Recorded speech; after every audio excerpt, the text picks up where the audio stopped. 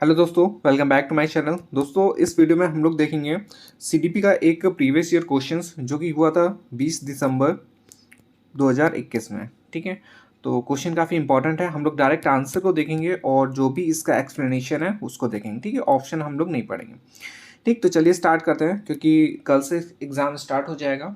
28 को है, 29 को, फिर इसके बाद जनवरी में भी डेट क्लियर नहीं है। तो पहला क्वेश्चन इस पे दिया गया, निम्नलिखित में से कौन सा कथन विकास एवं अधिगम के बारे में लेव वाइगोस्की के दृष्टिकोण का सही वर्णन करता है।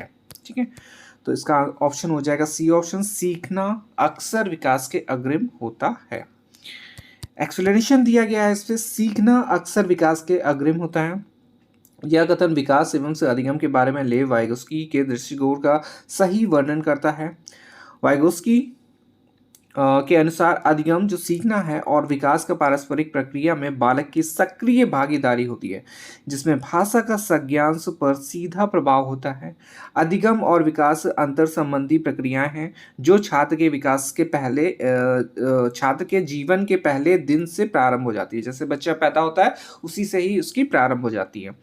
वाइगोस्की के अनुसार से विभिन्न बालकों के अलग अलग विकास स्तर पर अधिगम की व्याख्या जो व्यवस्था है समरूप हो सकती है किंतु एक रूप नहीं। ठीक है, क्योंकि सभी बालकों का सामाजिक अनुभव अलग होता है। उनके अनुसार अधिगम विकास को प्रेरित करती है। ठीक है, तो ये हमारा एक्सप्लेनेशन हो गया। सेकंड देखेंगे, क्योंकि देखिए बहुत ही इंपॉर्टेंट है क्वेश्चन जो ऑप्शन दिया गया है ना, और ये वाला जो जैसे कि ये वाला क्वेश्चन दे दिया गया, तो इसके अलावा जो हम लोग ये पढ़ेंगे देखेंगे एक्सप्लेनेशन, उससे भी क्वेश्चन बनाया जा सकता है। ठीक है, तो इससे भी क्वेश्चन हो सकता है कि पूछ लिया जाए अपकमिंग एग्जाम में, जो भी हम लोग के एग्जाम है। ठीक है, तो सेकंड क्वेश्चन भी दिया गया है, विकासात्मक सिद्धांतवादी मानते हैं कि विकास की प्रक्रिया जीवन भर चलती है। इस संदर्भ में से किसकी भूमिका बेहद महत्वपूर्ण है। ठीक है, तो इसका ऑप्शन हो जाएगा बी ऑप्शन हो जाएगा, वातावरण और अनुभव का। ठीक है, क्योंकि बहुत ही इंपॉर्टेंट होता है हमारा एनवायरनमेंट, जो हमारा आस पड़ोस का माहौल है, और एक्सपीरियंस अनुभव का बहुत ही ज़्यादा फर्क पड़ जाता है इस पर। तो इस पे दिया गया है, विकासात्मक सिद्धांतवादी मानते हैं कि विकास की प्रक्रिया जीवन भर चलती है। इस संदर्भ में वातावरण से एवं से अनुभव की भूमिका बेहद महत्वपूर्ण है। वातावरण से व्यक्ति को प्रभावित करने वाला तत्व है। इसमें बाह्य तत्व आते हैं या किसी एक तत्व का नहीं अपितु एक समूह तत्व का नाम है। वातावरण व्यक्ति को उसके विकास से वांछित सहायता प्रदान करता है। जिन बच्चों को अच्छी देखरेख और पोषण दिया जाता है उनके संज्ञानात्मक, भाषा और भावात्मक और सामाजिक कौशल बेहद बेहतर होते हैं। स्वास्थ्य बड़े होने की ओर से आत्मविश्वास से पूर्ण होने की संभावना अधिक होती है।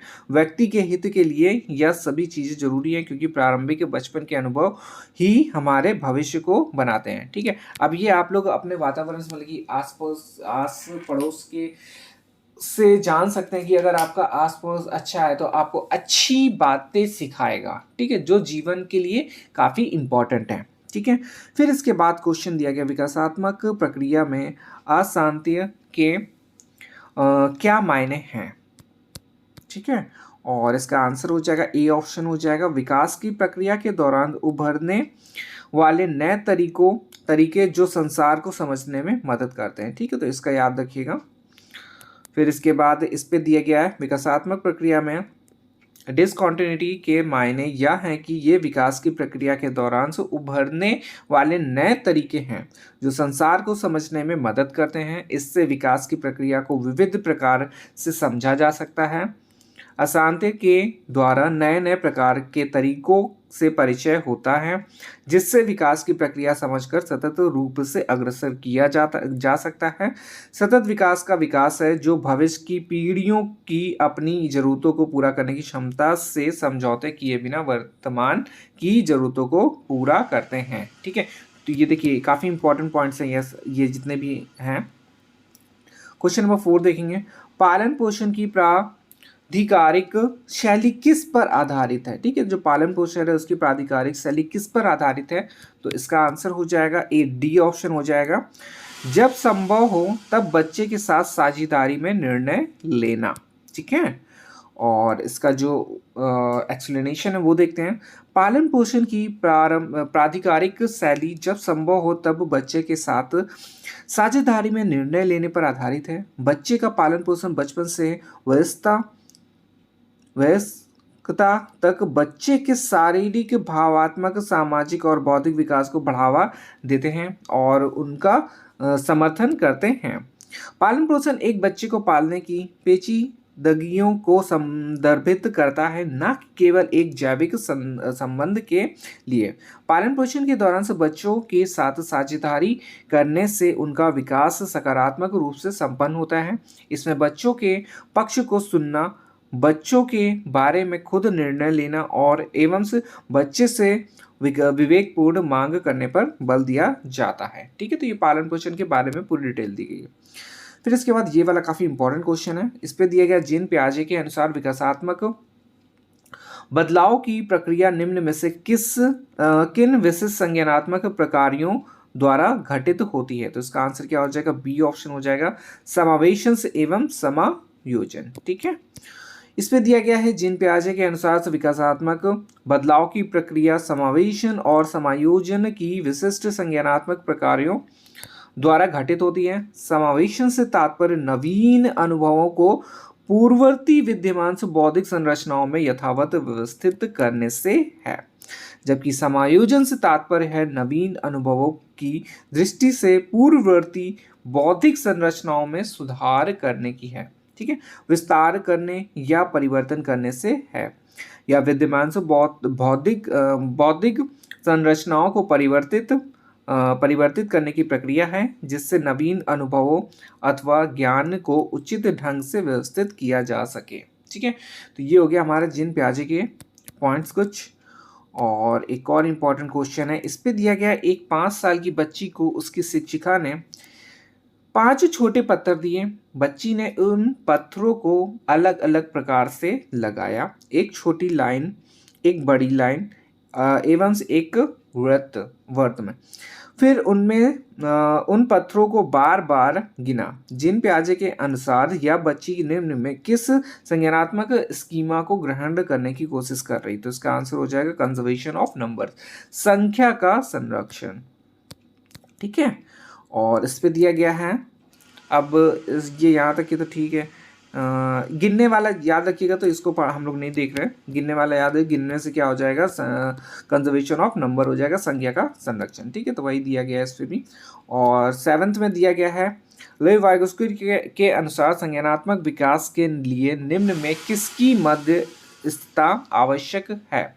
तो इसका आंसर हो जाएगा, देखिए लेव वाइगोस्की का आएगा तो सीधे सांस्कृतिक ही है, सांस्कृतिक और सामाजिक वाला इनके लिए था ये। ठीक है, तो इसका आंसर क्या हो जाएगा? सांस्कृतिक औजार।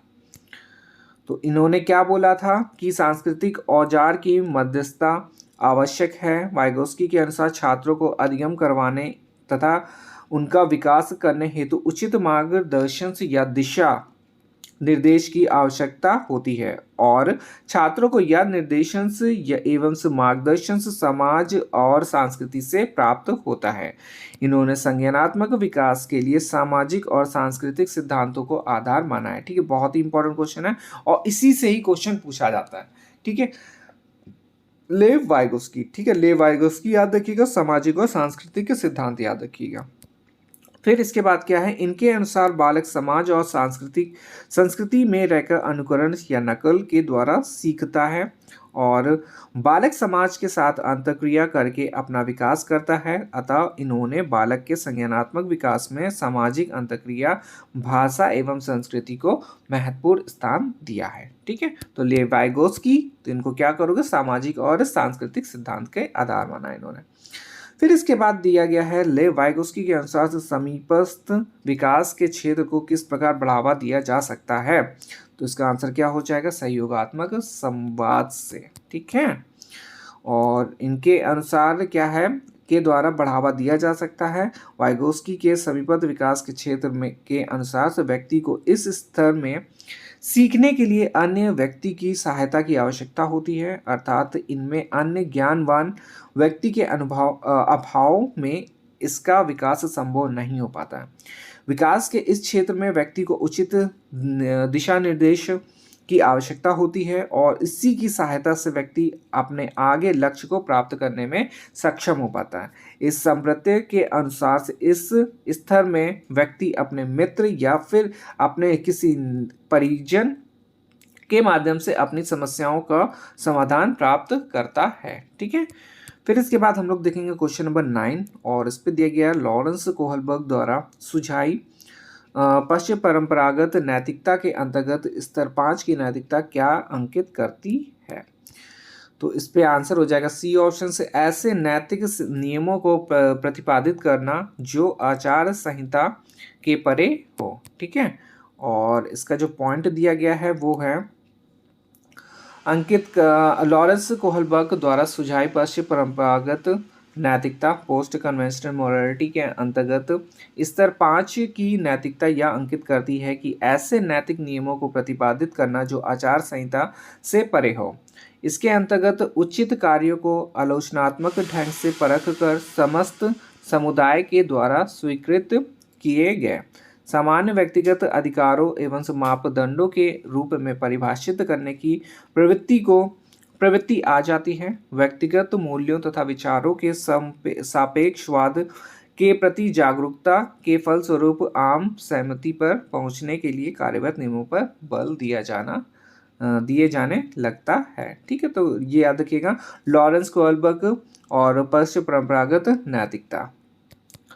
फिर इसके बाद है और इस वीडियो का लास्ट क्वेश्चन है ये, एक प्रगतिशील शिक्षिका को अपने कक्षा में किस प्रकार का रवैया अपनाना चाहिए। बहुत ही इंपॉर्टेंट क्वेश्चन है ये, तो इसका आंसर हो जाएगा सी ऑप्शन से, सहानुभूति, वास्तविकता एवं परवाह का। ठीक है, एम्पैथी, रियलनेस और केयर। तो एक प्रगतिशील शिक्षिका को अपने कक्षा में सहानुभूति, वास्तविकता एवं परवाह का रवैया अपनाना चाहिए जिससे विद्यार्थी के द्वारा ज्ञान की संरचना की जाती है।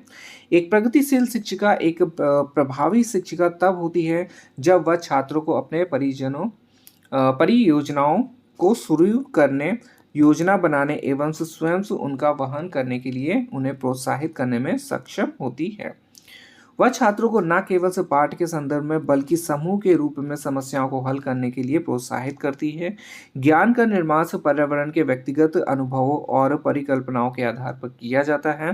प्रगतिशील से कक्षा छात्रों के लिए वास्तविक दुनिया की स्थितियों पर अनुभव करने का सबसे अच्छा तरीका है। ठीक है, तो ये हमारे कुछ इंपॉर्टेंट पॉइंट्स थे CDP के। ठीक है, पॉइंट्स के साथ साथ क्वेश्चन भी था, बट मैंने क्या करा था, इसके पहले वाली वीडियो मैंने पॉइंट्स बनाए थे बट उस पर काफ़ी टाइम लग रहा था तो मैंने डायरेक्ट क्वेश्चन इस पर बना दिए। ठीक है, क्योंकि अब तो ऑलमोस्ट खत्म ही हो गया पूरा टाइम, बस खाली प्रैक्टिस करते रहना है हम लोग को। प्रीवियस ईयर क्वेश्चन की जितने भी क्वेश्चन जहाँ से मिले बस उनकी प्रैक्टिस करिए। ठीक है, वहीं से कहीं ना कहीं घुमा के आपको क्वेश्चन मिल जाएंगे और क्वेश्चन के साथ साथ जो इंपॉर्टेंट नोट्स जैसे कि ये वाली वीडियो में था, ठीक है, इंपॉर्टेंट नोट्स है ना, उनको जरूर देखिए, उनसे काफ़ी क्वेश्चन इस बार बनेंगे। ठीक है, बनेंगे क्या, क्योंकि सिलेबस देखिए जरा तो नहीं बोलेंगे, सिलेबस से बाहर तो क्वेश्चन देंगे नहीं, बस ये है कि थोड़ा बहुत घुमा फिरा के क्वेश्चन आपको मिलेगा। ठीक है, जैसे कि मैथ्स का होता है कि सिर्फ नंबर चेंज हो जाएगा, बाकी मेथड तो वही होता है ना। ठीक है, तो वैसे ये भी क्वेश्चन वैसे ही हैं, बट थोड़ा सा जब तक बेसिक क्लियर नहीं होगा तब तक थोड़ा सा क्वेश्चन कन्फ्यूज करेंगे। ठीक है, बाकी दो चीज़ याद रखिएगा, पॉजिटिव अप्रोच रखिएगा, क्वेश्चन जब भी सॉल्व करें पॉजिटिव अप्रोच रखें, नेगेटिव अप्रोच मत रखें। पॉजिटिव चीज़ों पे सोचें जो भी बच्चे के हित में हो। ठीक है, नेगेटिव मत सोचें, काफ़ी इंपॉर्टेंट रहेगा ये एग्ज़ाम देने में। ठीक है, तो नेक्स्ट वीडियो में हम लोग और भी इंपॉर्टेंट देखेंगे क्योंकि बीएड का भी कभी भी डेट शीट आ सकती है, 10 जनवरी बोला गया है, तो बीएड का भी आप लोग ध्यान दीजिएगा। ठीक है, चलिए मिलते हैं नेक्स्ट वीडियो में, धन्यवाद।